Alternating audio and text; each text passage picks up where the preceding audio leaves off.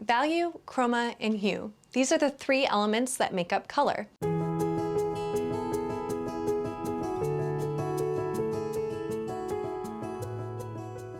Value is how light or dark a color is. Chroma is how intense the color is, and that's what we're going to talk about today. The third element is hue, and that is red, orange, yellow, green, blue, purple.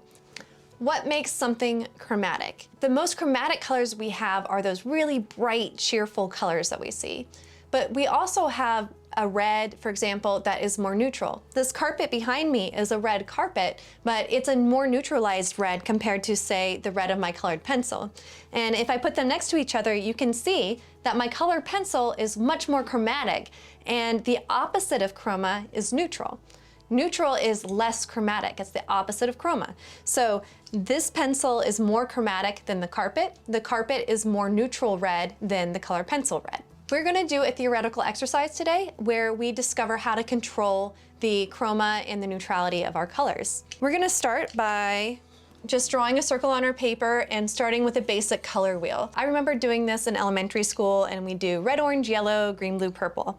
So we're gonna start with that concept. Start with my red, orange, yellow, green, blue, and purple. Now, I'm using colored pencil right now. If you have crayon or watercolor, any sort of color media will work for this exercise. Now, we have red, orange, yellow, green, blue, purple. Those are hues. Chroma is talking about how intense the color is.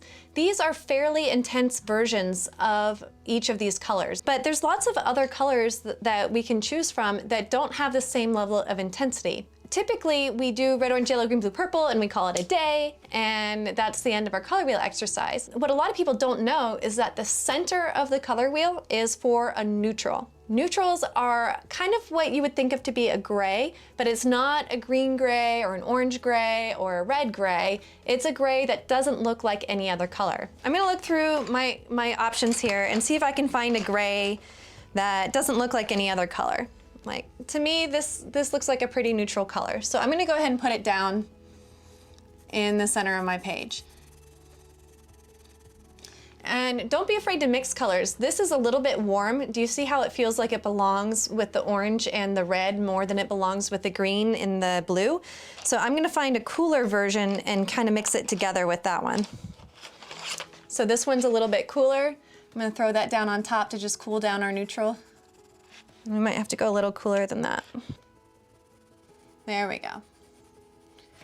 Okay, do you see how when I put the cool down, it made it so that this was less attached to the orange and the red and still not too far to green and blue? It really feels like it's in the center of our circle now. So if this is true neutral, and these are our most chromatic colors on the outside, we also have colors all the way in between neutral and, say, orange, or neutral and red, or neutral and blue.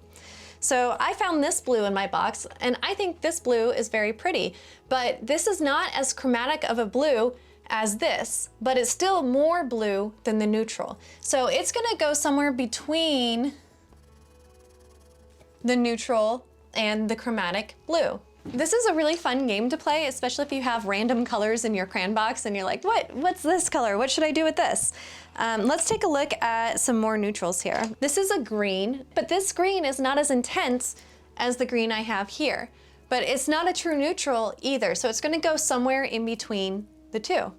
So I'm gonna go ahead and place it in between my most chromatic green and my more neutralized green. The hardest colors to see are the ones that are really close to neutral. Neutral is such a difficult color to find. You hear this a lot with interior designers. They say, oh, I want a cool gray. Oh, I want a warm gray. What they're really saying is that they want yellow neutral or an orange neutral versus a blue neutral. That's what a warm and cool gray is. In theory, this could be a warm gray. This is a neutralized red.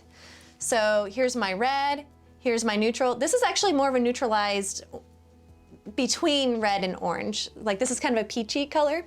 So I'm gonna place it between orange and red because it's somewhere in between, and it's slightly neutralized. So I'm gonna place it on the interior of my circle. Have you ever noticed that brown is not on the outside of the color wheel? It's not red, orange, yellow, green, blue, purple, brown, but brown is a color we use a lot. But what brown actually means is usually brown is an orange that's been neutralized. Here's my orange, here's my neutral. I'm gonna place it just outside of my neutral. So when you understand chroma and neutrality, you can understand how to control lots of different colors that you come across in nature. And if you can identify the value and the chroma and the hue of any color that you see with your eyes, you can paint it accurately with the right color.